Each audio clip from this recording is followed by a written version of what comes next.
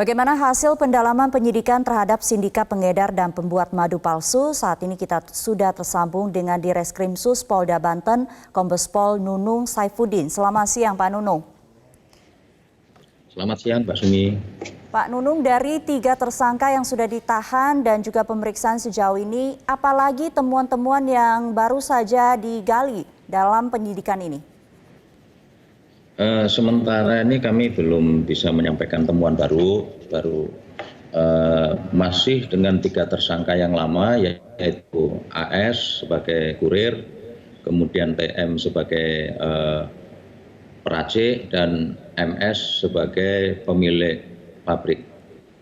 Baik, untuk lokasi pabrik ini sendiri, apakah warga setempat dan pengurus RT sama sekali tidak mengetahui aktivitas selama ini?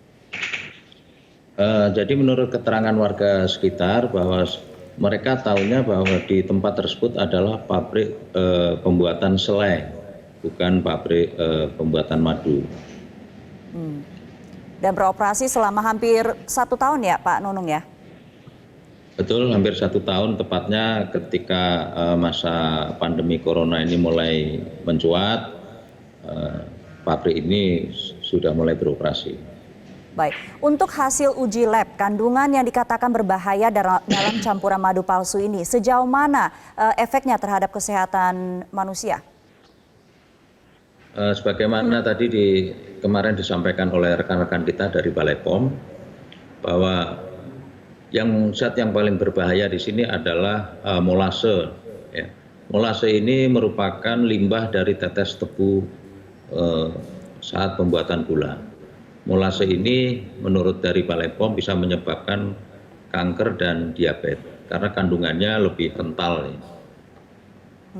Sudah ada laporan dari konsumen mungkin yang mengonsumsi madu palsu ini dan ada gangguan kesehatan, atau ada tidak laporan seperti ini? Untuk masyarakat yang mengkonsumsi madu palsu ini belum ada yang melaporkan adanya gangguan, karena dari rekan-rekan Balai POM bahwa termasuk dari Dinas Kesehatan ya, bahwa dampak dari menggunakan atau mengkonsumsi madu palsu ini bila mana dikonsumsi dengan waktu yang lama sehingga bahkan bisa menyebabkan kematian. Baik, Pak Nunung, ini dijualnya di daerah mana saja, kemudian kemasannya ini seperti apa sehingga bisa meyakinkan konsumen bahwa ini adalah madu asli?